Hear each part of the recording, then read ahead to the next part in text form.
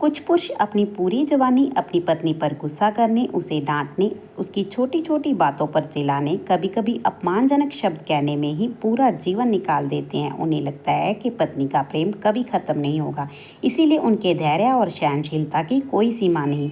वह नहीं समझते कि यह कठोर शब्द उसके दिल पर एक ऐसा घाव छोड़ जाता है जो समय के साथ भरता नहीं बल्कि और गहरा होता जाता है।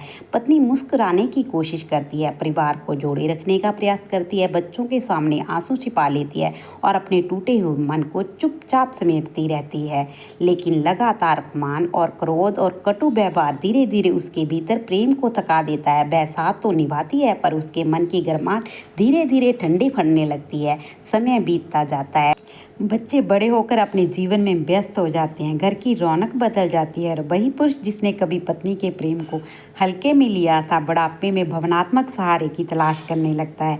तब उसे पत्नी की मुस्कान याद आती है, उसका प्रवाह याद आती है और खामोश सेवा का मूल्य समझ में आने लगता है। तब वही चाहता है कि उसकी पत्नी पहले की तरह उसके पास बैठकर दो मीठे शब्द कहे, उसका हाथ थामे और उसके अकेलेपन को बांट ले। लेकिन वर्षों तक मिले तानों ने, अपमान और उपेक्षा ने पत्नी के मन में ऐसी चुप्पी भर दी जिसे केवल पछतावे से नहीं मिटाया जा सकता है। कई बार वह अपना कर्तव्य निभाती है पर उसके दिल की सहज निकटता पहले जैसे नहीं लौटती। तब पुरुष को एहसास होता है कि जीवन में सबसे बड़ी नुकसान धन का नहीं बल्कि उसे रिश्तों का होता है जिसे अपने व्यवहार से कमजोर कर दिया है।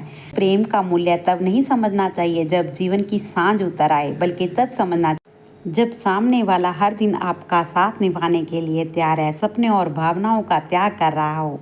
क्योंकि बुढ़ापे में इंसान को सबसे अधिक दवा की नहीं, स्नेह और अपनेपन की ज़रूरत होती है। यदि इन्हें जवानी में ही ठुकरा दिया जाए तो बाद में तलाशने पर भी वे पहले जैसे नहीं मिलते।